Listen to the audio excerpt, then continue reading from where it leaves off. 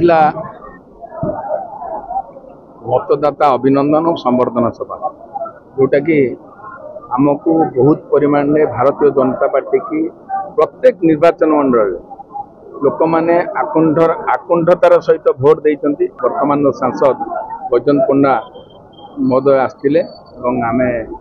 भूईपुर पंचायत रे आम संवर्धना सभाटी होता से संवर्धना समस्त को उत्साहित कले आगामी दिन में कार्यक्रम में भारतीय जनता पार्टी की जमी 50 वर्ष पर सरकार करवा डबल इंजिन सरकार प्रगति हम ओडिशा जो प्रधान यशस्वी प्रधानमंत्री कहते एक नंबर राज्य में परिणत करने से लक्ष्य आम केमी जीवा से विषय आमको उद्बोधन देले। भारतीय जनता पार्टी एक स्वतंत्र पार्टी जो माँ शासन करा जाए, माँ को आशीर्वाद नि जाए और लोक मान शासन करा जाए। ये तो आपण मैंने जानीपे 24 घंटा भितर जगन्नाथ काम जहाँ हवा कथा जानिले 4टी द्वार खोलाला और दीर्घ दिन 47 वर्ष है जो भली भाव रत्न भंडार कथा कहतु जो भली भाव खोल जा पार नाला एकदम छोटिया कामटी को केते प्रकार संघर्ष केते संधियान